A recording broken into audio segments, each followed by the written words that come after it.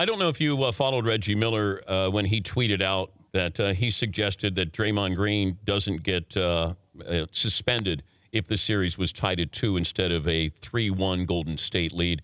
Jeff Van Gundy came on the show and said he agreed with Reggie. Your reaction to that when you saw that or heard about that? I saw it, and I disagree with both of them. I think, first of all, it's just to be absolutely clear, we did not suspend Draymond Green. We upgraded an act on the floor to a flagrant one. As Draymond has acknowledged, he put himself in that situation.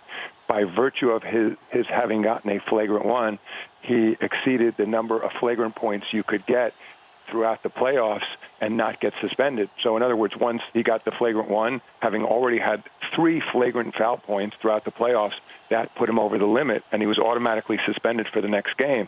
And so then the question becomes, should we have not have given him the flagrant one, knowing that the outcome would be for him to be suspended? And I can only imagine what people would have said on the other side of the argument had we not given the flagrant when we saw an act to Draymond's credit. He acknowledged it. There was no dispute as to what happened. The referees did not see it on the floor. There's also no question. They didn't see it and decided it wasn't a flagrant. They didn't see that act when he swiped over at LeBron and hit him in the groin area, and that is a flagrant in our league. I will say in the case of Draymond, I think he knows it, that he wasn't about to get the benefit of the doubt either based on his prior conduct. And the purpose of that rule, and by the way, in terms of Reggie or Jeff Van Gundy, I'm fine with the conversation if people want to disagree with it, but the theory behind having, in essence, progressive discipline by having it act in a cumulative way was to disincentive guys from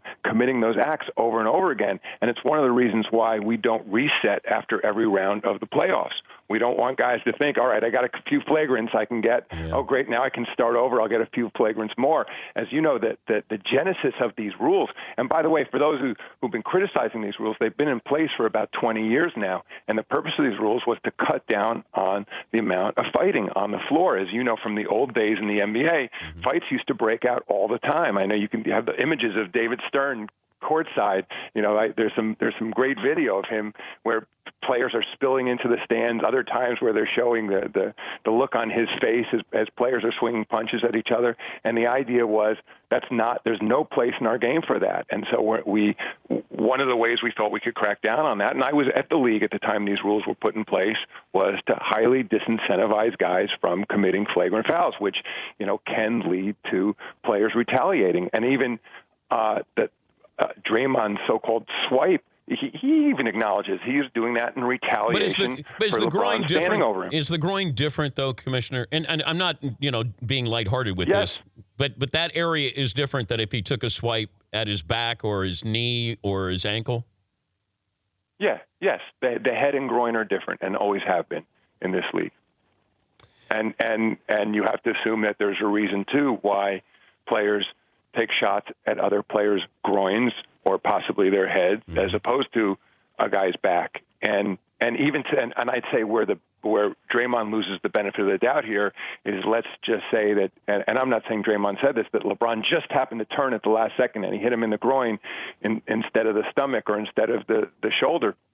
And the fact is, this has been conduct that has been ongoing throughout the playoffs. And again, that's the purpose of these rules. And it was, for us at the league office, the last thing we want to do, of course, is impact the competition by suspending a player, especially during a fantastic finals like this. But we have to call them as we see them. And again, I hear Reggie and Jeff Van Gundy, but the notion we sit around the league office, do we take a big gulp and say, well, yeah, we're adding up the flagrant points, and this is a flagrant one. That means he's at 4. That means he gets suspended. Of course, we're aware of that, but I just can only imagine if we had said, yeah, he did it, but it's such a great matchup. It's unfair to the fans to have to lose an all-star player in the middle of a great series like this. We won't do it. There would have been just as much outcry from the other side.